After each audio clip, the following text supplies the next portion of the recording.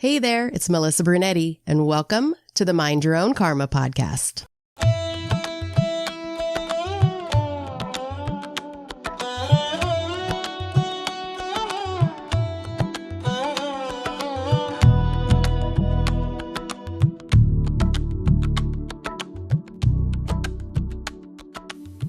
Hey there, Karma crew. Thanks for listening to this episode of Mind Your Own Karma Beyond the Bandage.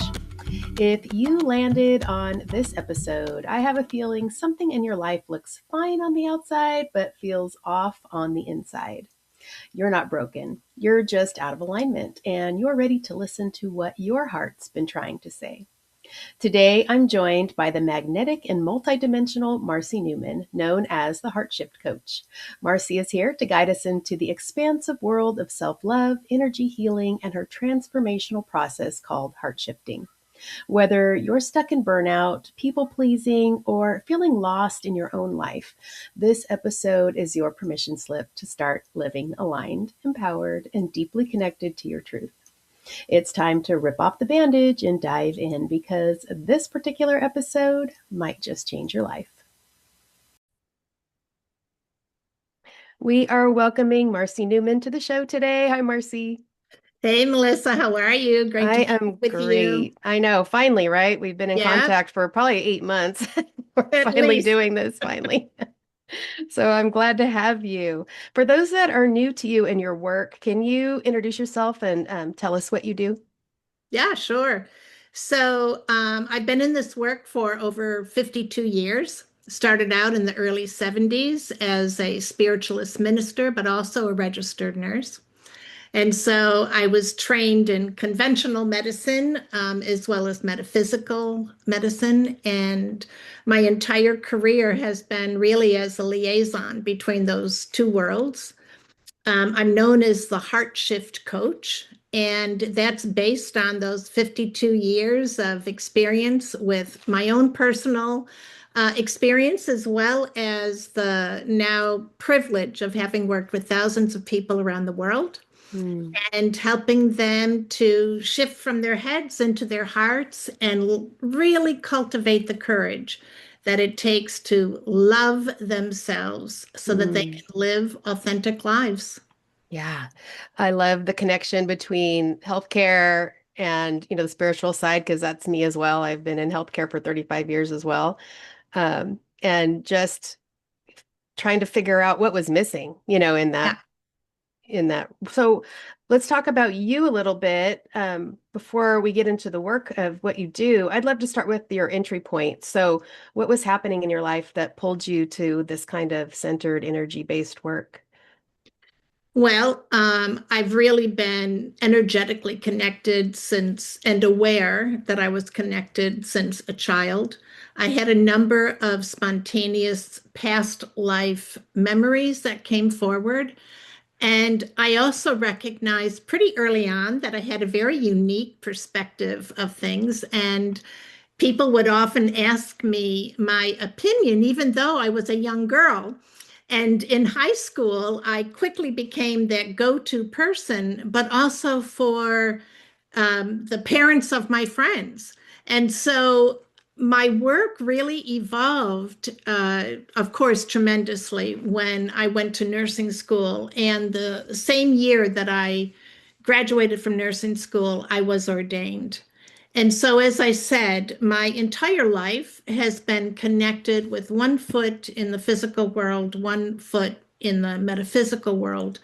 And everything that I do has really been an evolutionary process, as I came into myself. And rather than, trying to appease others and live up to their expectations, I just started to really be authentic. Yeah. And I'm not, suggesting even for a second that that was easy, but I did notice that I got a lot of joy out of just being me, doing what I was really good at doing. And until the day that I finally decided, the jig was up. I had to just follow my own heart. And I've just had an incredible experience. So how was that growing up kind of noticing that you were different, I guess. Yeah. Because I know for me, I just remember being terrified a lot of the time, not knowing like the energies around me, what those were, and not feeling like I could, openly talk about it because I felt like I was the only one. How was that for you? So as a younger child, I thought everybody lived like that. Mm, I remember being on a camping trip with some family friends and hearing the call of a bird that took me into this past life memory where I was a Native American and, on horseback, sitting, way up on the top of this, flat sort of mountain ledge and overlooking the valley. And I just started to talk about my land. And of course, I noticed that they looked at me a little strangely, but, like most adults, they just did their best to distract me so that I would stop talking about it. But I didn't feel so much of a negativity. I know at one point, and this is such a great story, but I was probably about 9 or 10 years old. And we had a pond behind our house. And this is really going to age me, but I used to love to ice skate, but I had those skates that strapped onto your boots. They were hmm like, this double edge strapped onto my boots. And my neighbor came over on Christmas Day and she had white leather single blade skates. And I'm telling you, I could feel my heart thumping out of my chest. And she was so generous and asked me if I wanted to put them on. Mm, And so, of course, I did. And there I am sitting in the snowbank, literally lacing these things up like they were the most sacred thing. I was so connected to them. And I remember getting up on those skates and being transported.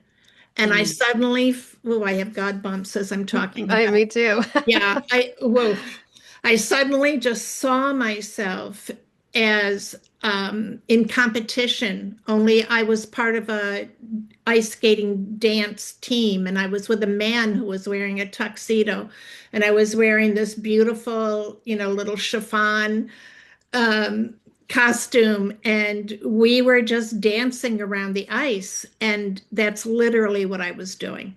Mm, I went from double blades, on my boots to being in these single laced. I remember like even the smell of the leather was yeah. intoxicating to me. And there I was, ice dancing and in the arms of a man and completely engulfed in that vision when all of a sudden I heard one of my brothers laughing hysterically.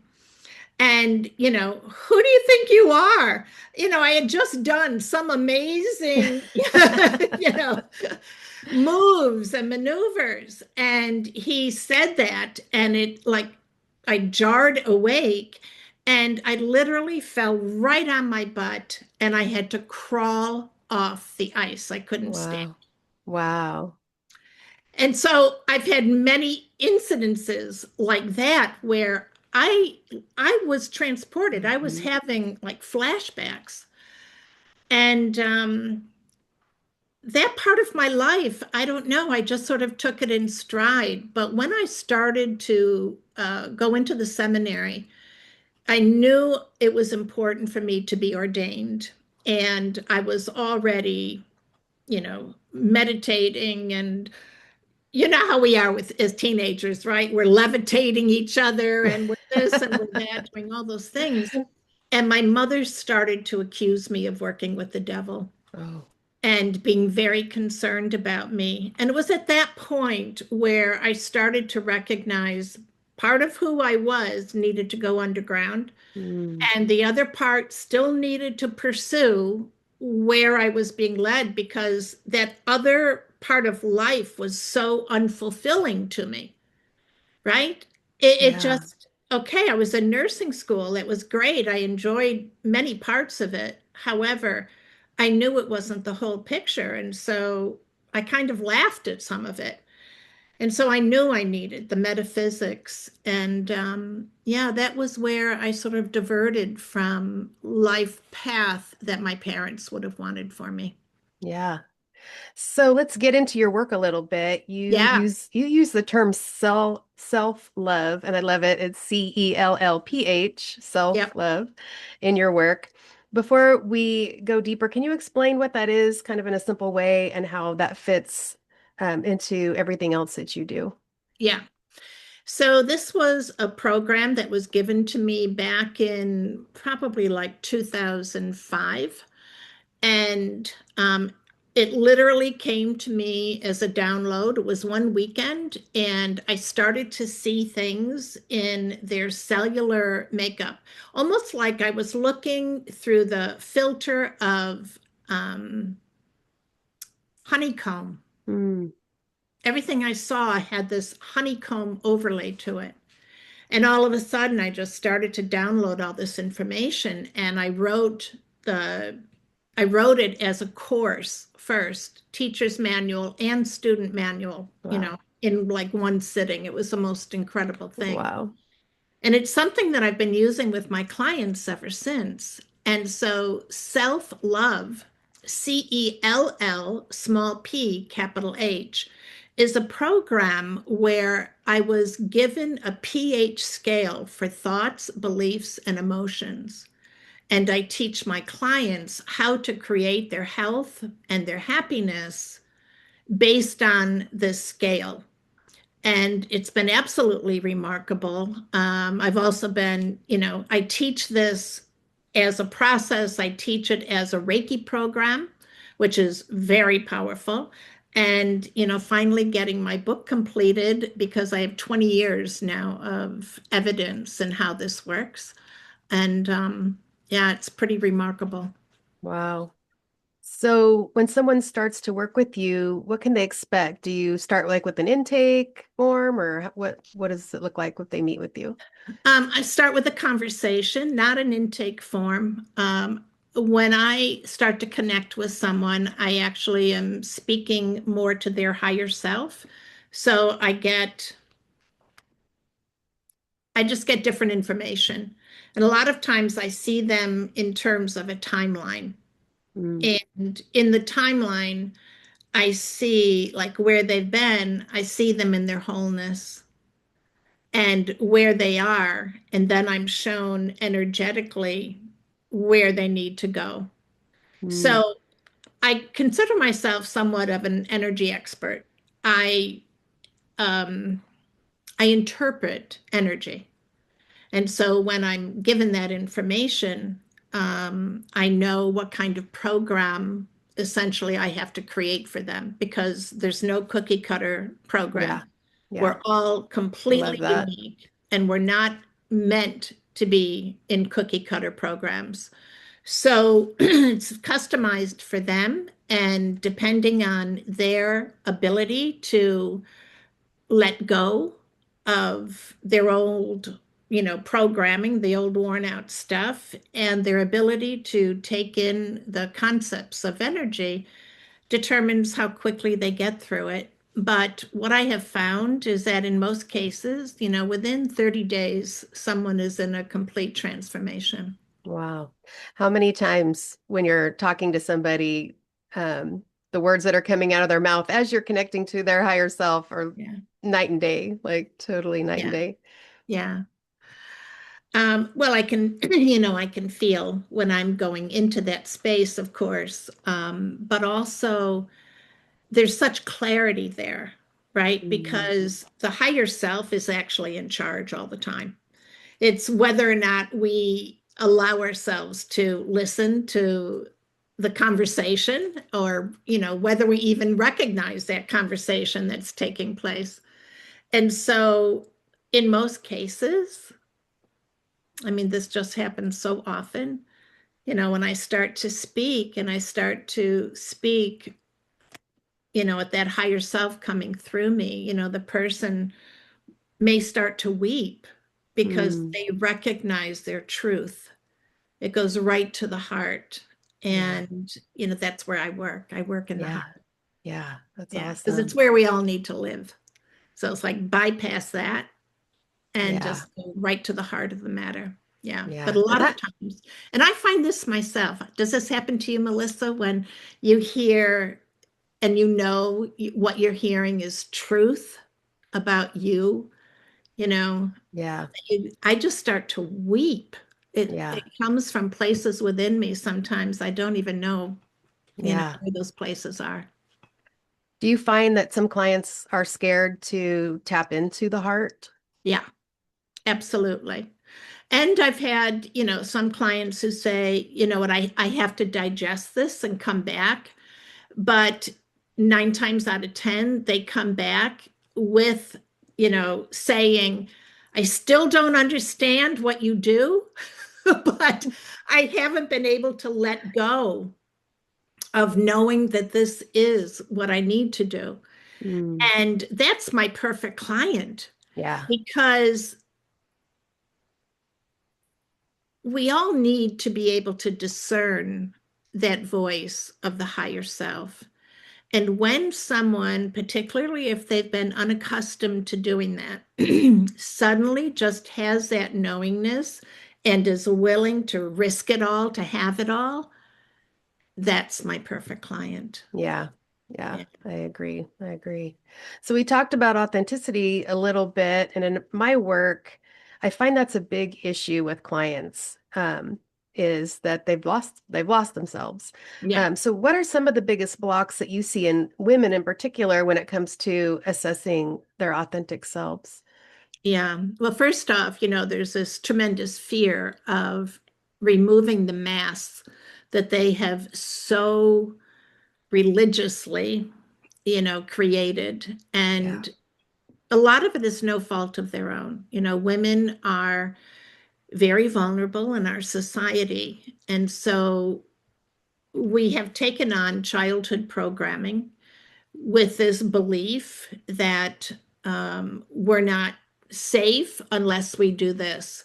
We're not um, going to be loved unless we look like that or do this. And there are all of these false beliefs that we have about ourselves that, again, I mean, these developed during childhood. Hmm. They've been reinforced so many times because we live in such a materialistic and false culture and society. We're so manipulated. Every magazine has this photo of this, gorgeous, perfect woman, and she's flawless, and she's this, and she's that. And, women work so hard to try to live up to those expectations, which are impossible. Those flawless women have been airbrushed and, have had pounds taken off, or don't eat, or they don't live real lives, right? Yeah. Right. And then you have men who look at those photos and start to compare women to those. And so it's really developed this myopic view of what beauty is, number one. But number two, the real issue is how it has diminished our sense of self Mm, and this constant eroding, right, of our worth, our value, and even, having the courage to be authentic. God, what would somebody say? you yeah. know, we have the fear of abandonment. And many of us also, carry this fear of punishment, right? So I can speak for myself. Like I know when I really deviated from what my parents saw as acceptable for my life, I truly had to risk it all uh, Hmm. in order to even, have a thought of someday having it all. And I know it was difficult for them. They loved me, but it was challenging for them because their own religious beliefs and the limiting perspective that they had about heaven and earth, for instance, Hmm. was just so limited. And so, it caused some distrust on their part and probably on my part as well, because, you know, not feeling safe with those who are supposed to protect you and love you unconditionally and care for you. It's a brand new dance. So Yeah. Yeah.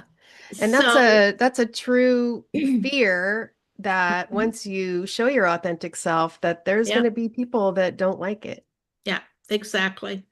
This happened again for me. I ended up leaving behind my marriage and my life, actually, nearly everything that had defined me for almost 30 years, because I came to another place where I actually felt like my spirit was dying.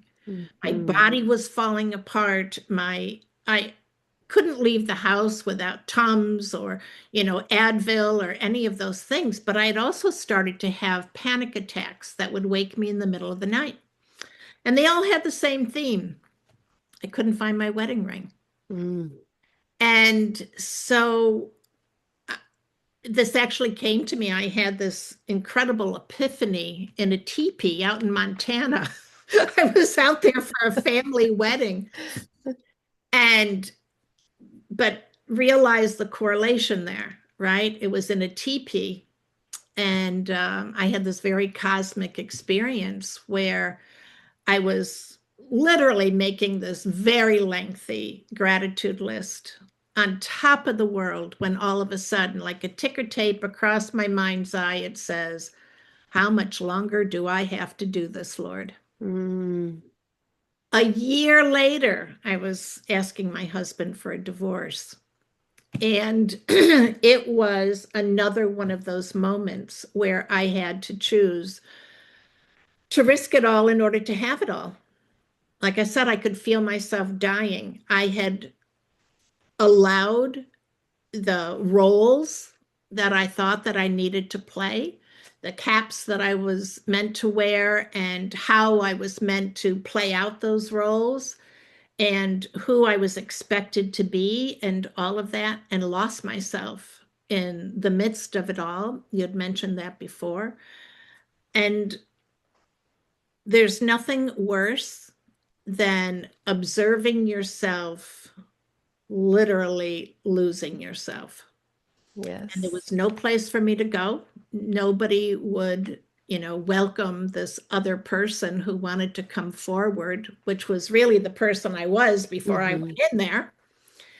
And so I was really in this situation where I had to make that decision.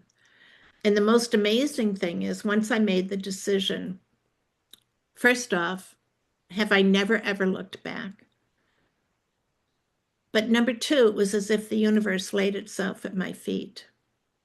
It's when that self-love program came through me. But it didn't just stop there. I started to get visions of products that were at the time, and this was way back in like 2003 or four, which were like law of attraction products. And I used to call them training wheels for manifestation. And so, literally, the moment that ink was dry on my divorce papers, I started a manufacturing company. Wow. No previous experience, no business experience, no packaging experience, none of it. And in 8 weeks, I had 6 products on the market and started to win international awards Wow. for new products. Wow.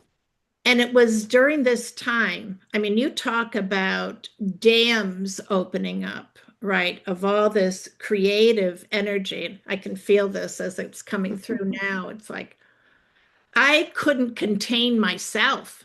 Yeah. And I realized how much spirit had been waiting for me to just free myself. But I had to love myself enough to do that. Hmm. Yeah. And the one day that I had jumped up from my desk to answer the door and suddenly had this realization that I literally had just jumped up out of my seat, that I no longer had pain in my hips, that I no longer had headaches, digestive issues, And I no longer had those panic attacks. Yeah. And that was when I realized, because I even asked Spirit at that point, like, okay, what just happened? How did this happen? And I heard so clearly, it's because you're loving yourself in a way you've never allowed yourself to before.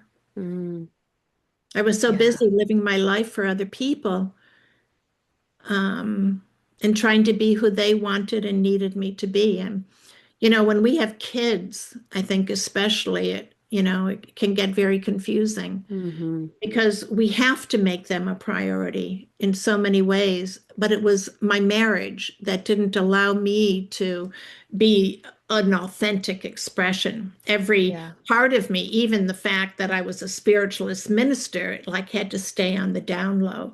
you know, like they just kind of pat me on the head. Mm. Okay, now quiet. Yeah. That's enough of that.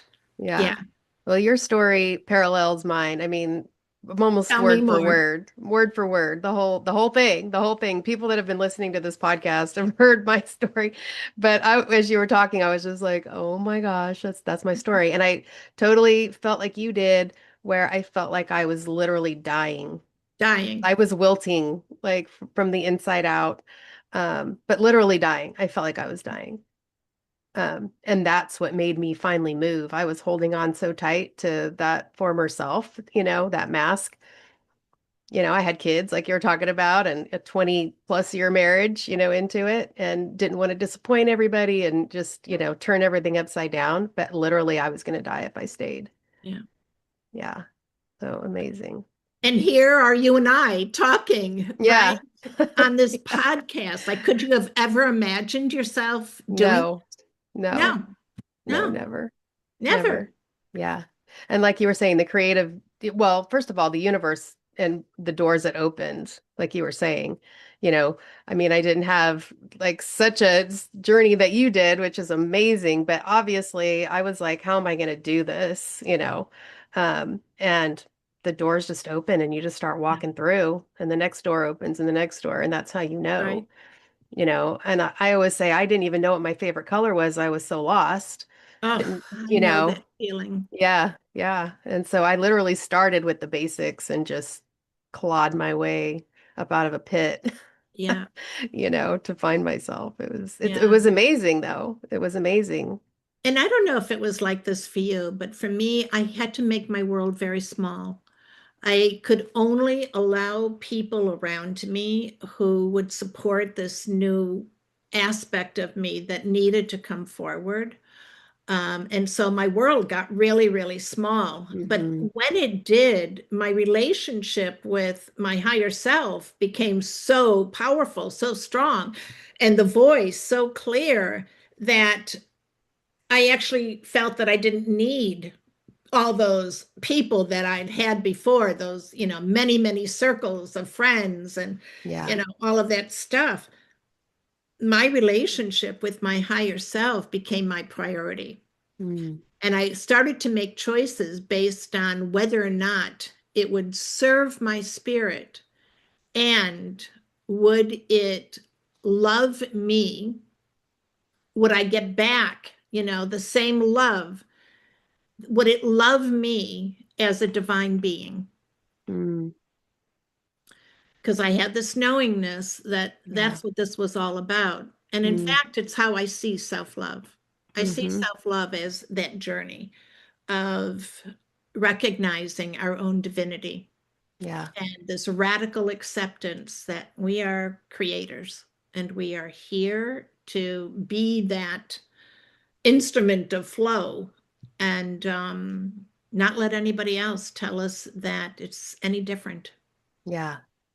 Did you feel in that time of, becoming more authentic, did you feel how do I want to put that? Do you feel like any responsibility in the people that were seeing you change and how they were like, I don't know who this person is because you've been showing them a false person this whole life? Because that happened with my son, where he was like, this isn't my mom, because I was just so different.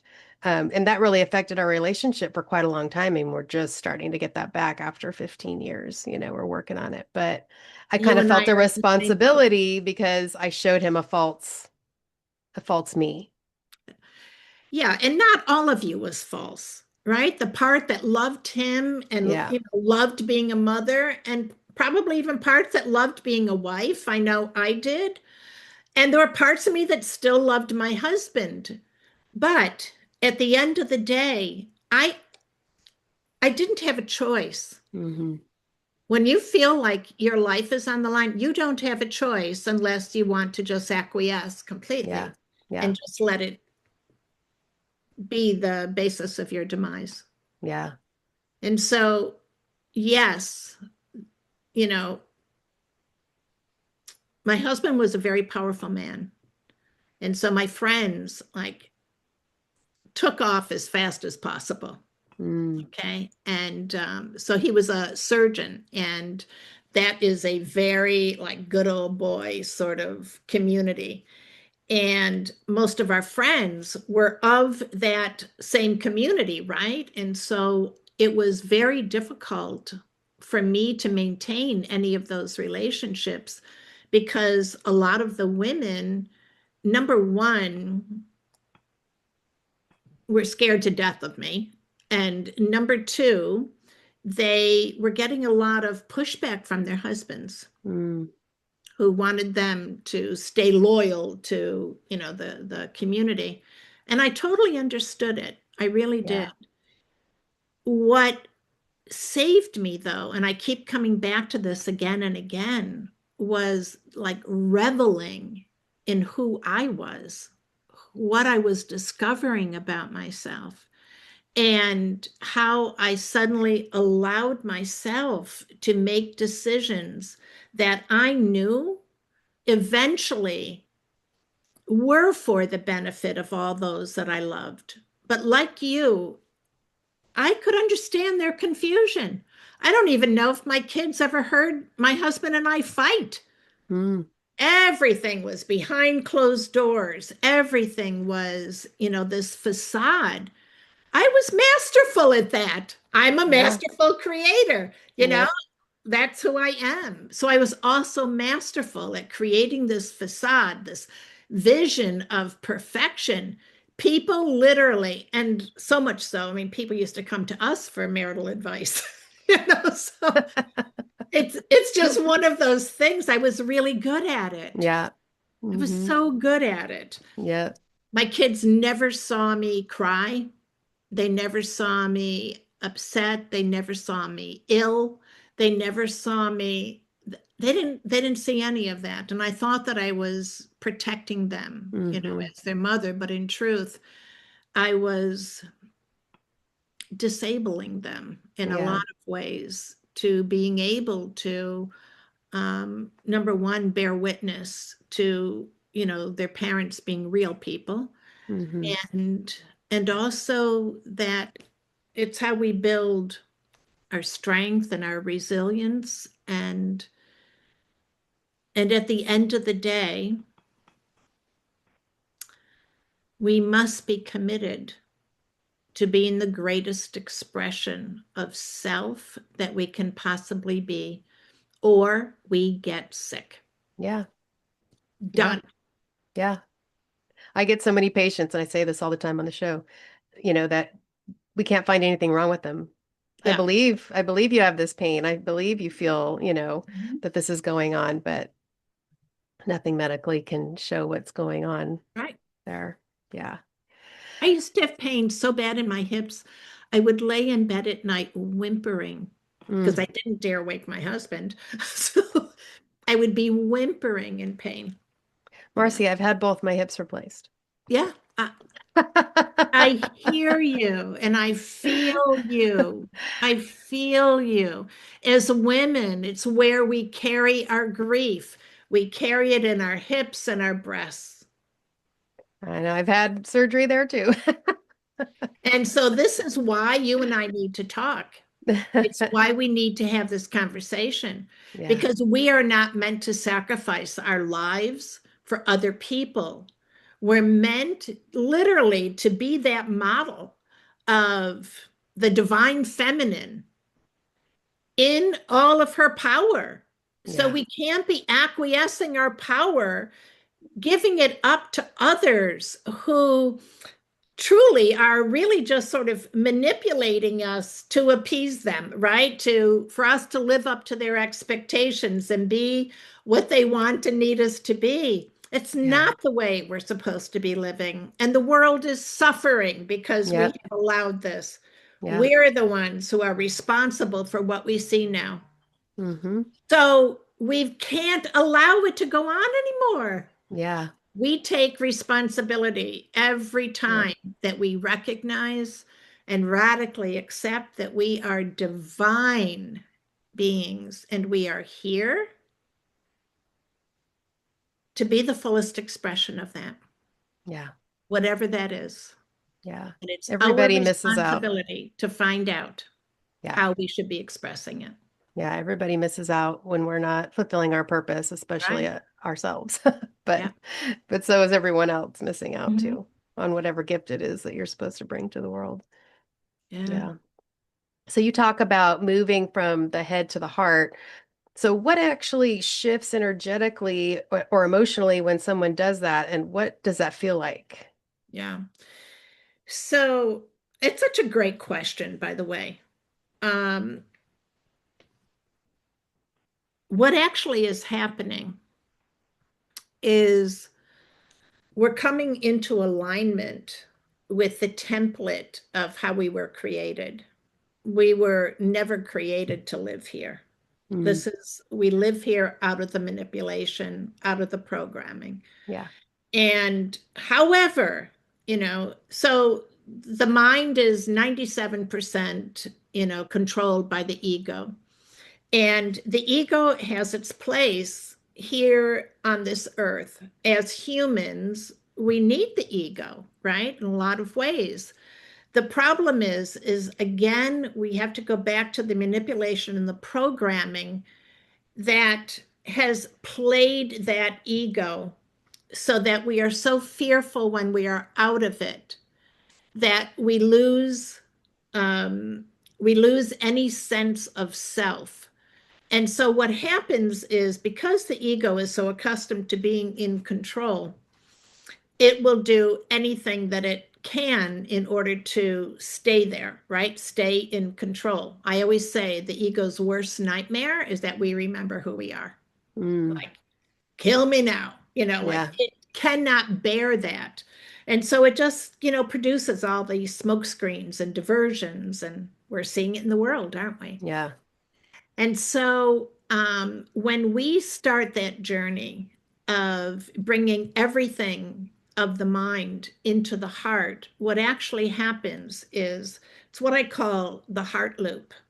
All right. So we bring it, we learn, we practice, we train ourselves to bring it down into the heart.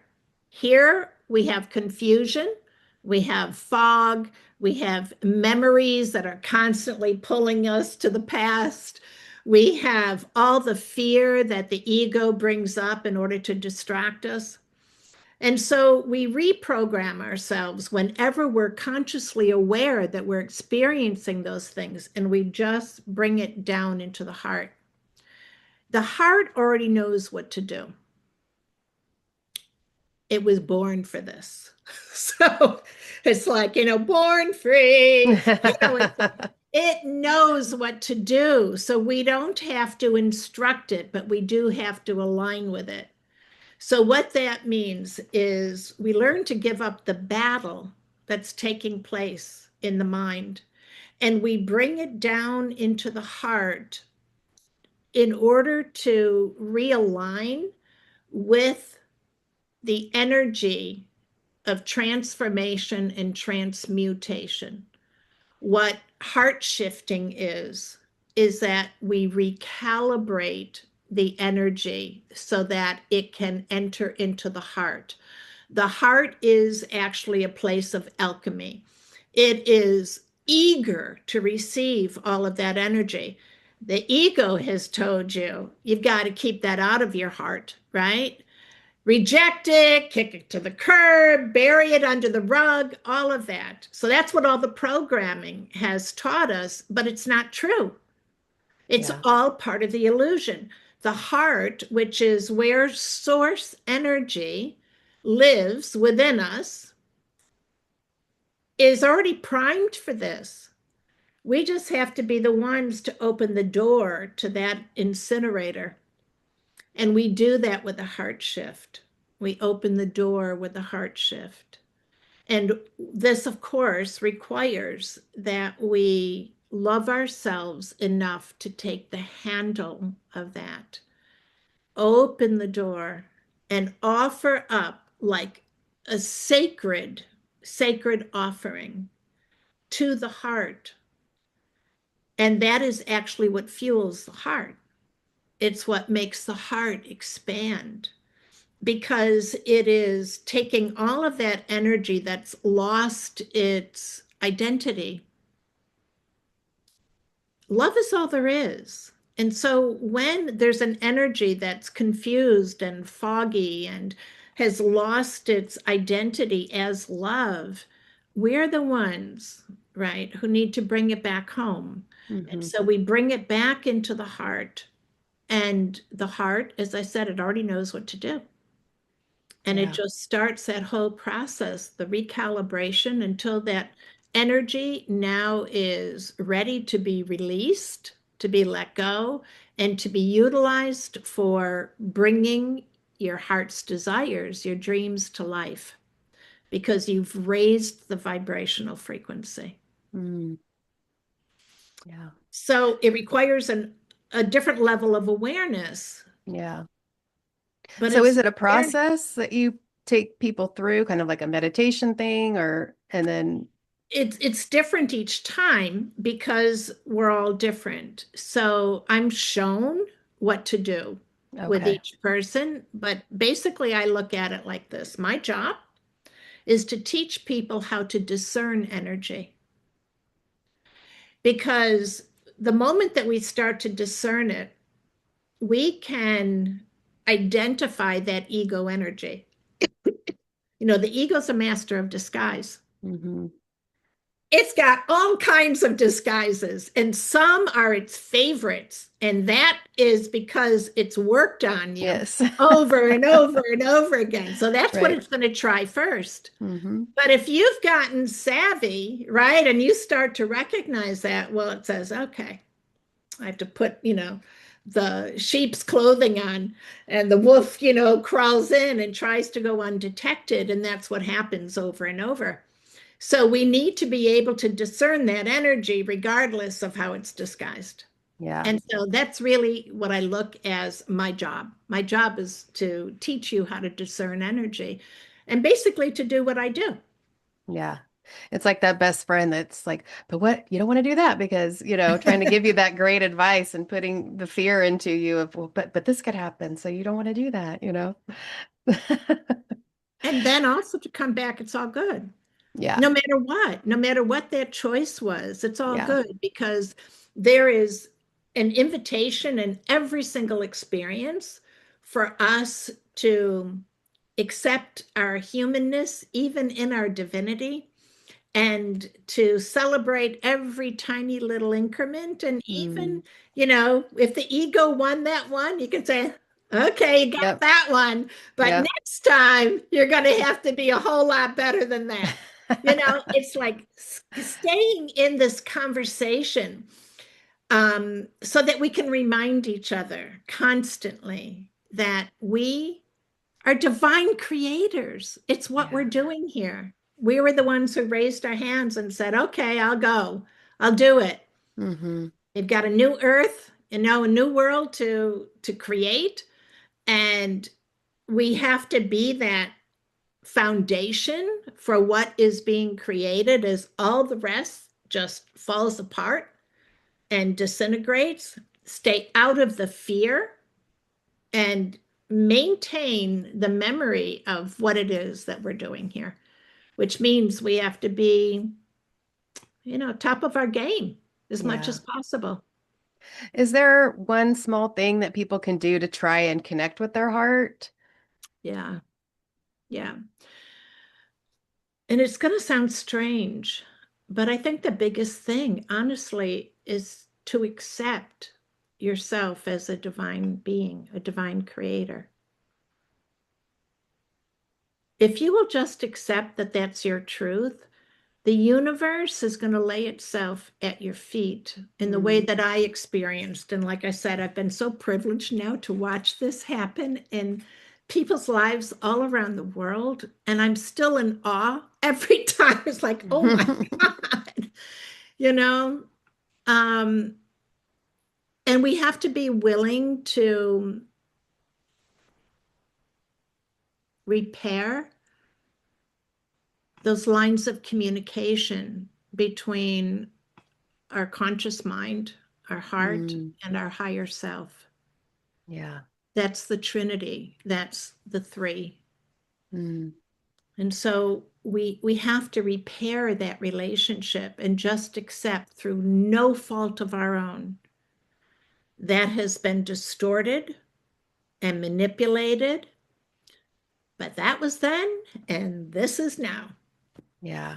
And now we're going to put our, big girl and boy panties on, and we are going to take responsibility and be accountable and work to let go of anything that keeps us separate from knowing who we are. Yeah. You touched Remembering on, who we are. yeah. You touched on being courageous earlier. Talk Yeah. about how important that is. Yeah. Courage is different from strength. Strength is something that very often, it's built, right, through our experiences. But very often we call upon strength during times of turmoil, during times of confusion, like we call on strength.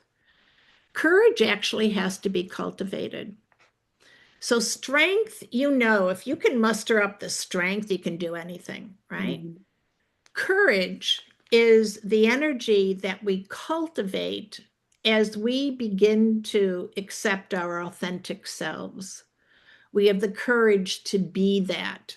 We have the courage to express that. We have the courage, not based on past experience, but based on the knowingness of our truth, of who we are. And so we cultivate that courage. And it's almost as if it takes us right to the threshold. And this is where I say, trust is sort of waiting for us there, but trust is a temporary necessity. So courage brings us to the threshold, and then we have to trust that, the courage is going to now take us through that threshold, through the portal, into a different frequency, different timeline in life. And so that courage is more the delivery system for us to step through that portal into new life. Mhm. And it is, again, it's connected a lot to trust. And trust is a temporary necessity because the moment we step over the threshold, that's when the universe lays itself at our feet. It's when Mhm. the universe just says, "Oh, I've been Finally. waiting for you. How about this? How about that? How about this? Yeah, come, let's play." All this great stuff. Yeah, that's awesome. Yeah. That's awesome. Step through the fear. Yep. There's something on the other side waiting for you. That's right. What would you say to someone listening that wants to change their life but feels frozen or overwhelmed um, about where to begin? Yeah. First off, overwhelm occurs when we've allowed our thoughts to get too far off into the future. So you got to reel them in. Every time it happens, you can't be fighting with them and letting them keep going out. In other words, you have to shift the energy, right? So you just have to let them go, reel it back in. From my perspective, it's always about coming back to the heart. come back to the heart, come back to the heart, come back to the heart.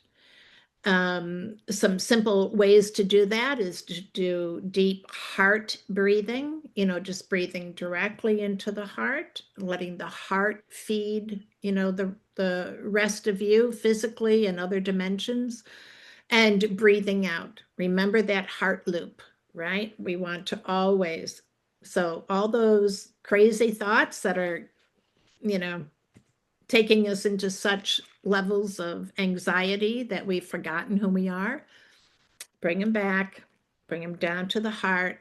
The heart will transform, transmute, and send it back up to the mind and say, okay, now you can take that and run with it.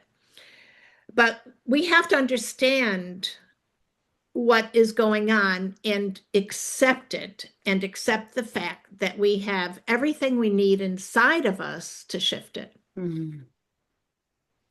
We have a heart. Put your hands on your heart. Do that heart breathing until you can feel yourself reconnect again. Mm-hmm. And every time that your thoughts are going way off there, you need to remind yourself, oh yeah, that's the ego at play again. Yeah. Because your authentic self, your essence, is as a creator. Creation only happens in the now. Mm. Can't happen in the past. That's dead, gone, finished. Can't happen in the future. It hasn't been created yet. Can only happen now. And so creation is just this rolling, energy. It's like that boulder, right? It just keeps rolling and rolling and rolling. And so these are principles that we have to start adapting to, with opening up all of the templates inside of us that we came here with. We don't even have to figure this out. We just have to, rather than allowing our mind to control us, we come into our heart and we say, okay, have a field day. So, what changes could people expect when they work with you? Transformation, immediate. It is creating a new awareness of who they are, the power that is already within them, reminding them of all of the gifts that they have come with, that they are already hardwired to live lives that are so far out of even their ability to imagine in this moment. You and I are evidence of that, right? And that in doing this work,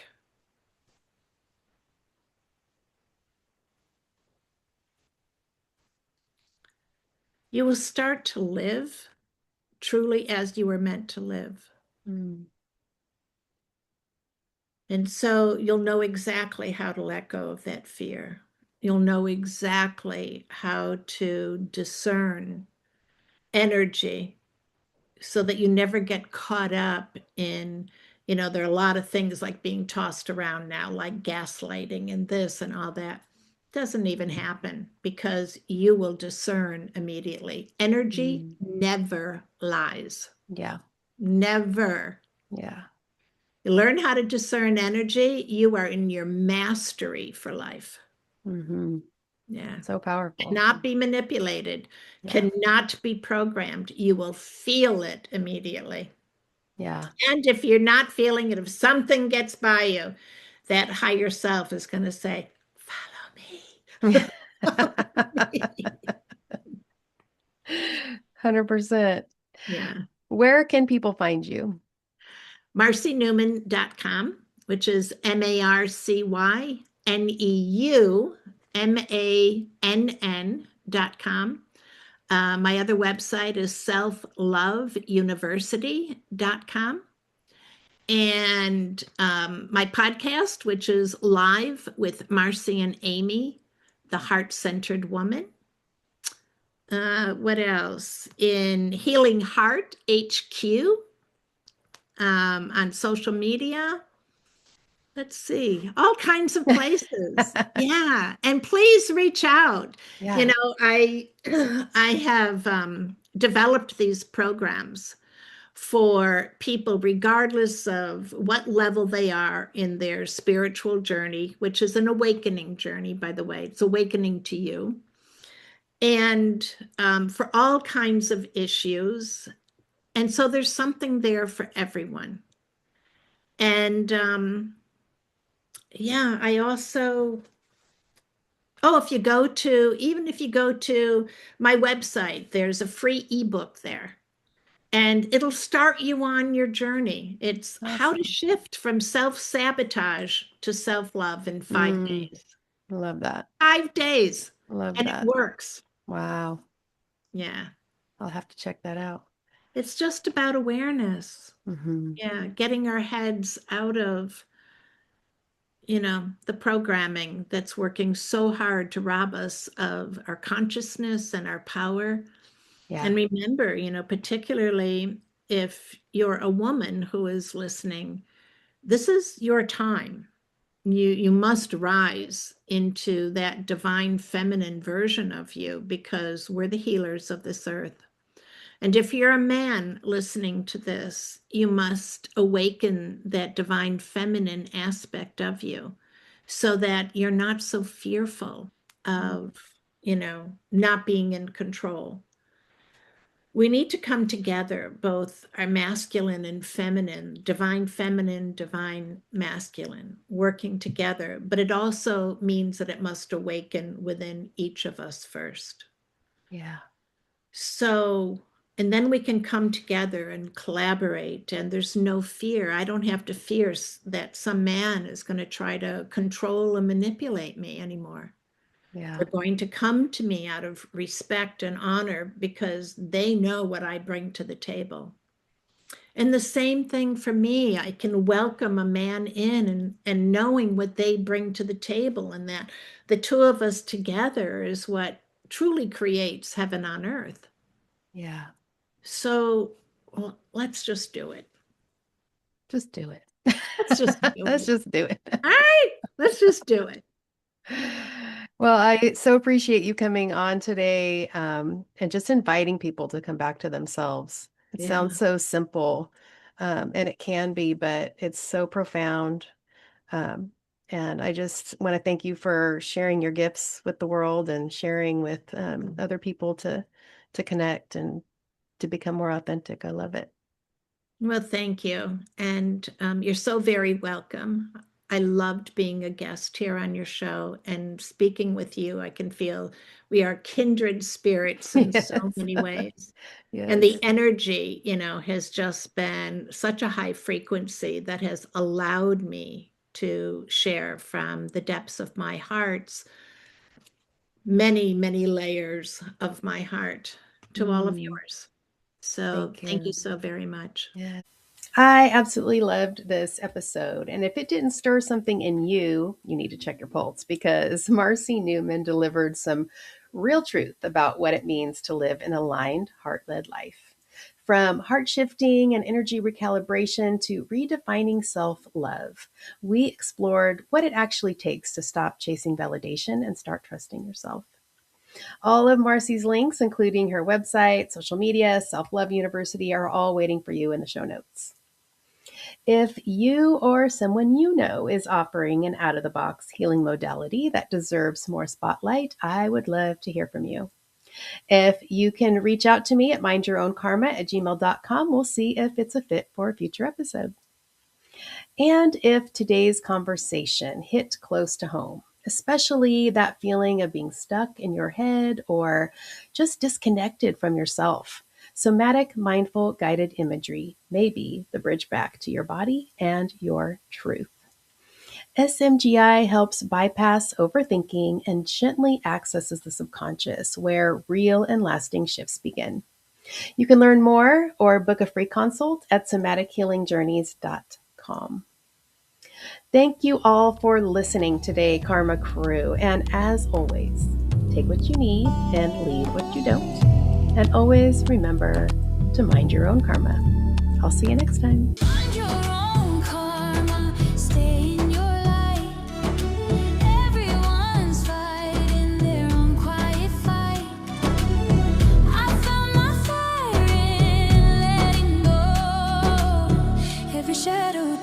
my soul to grow. Take what you need, leave what you don't, and always remember to mind your own karma.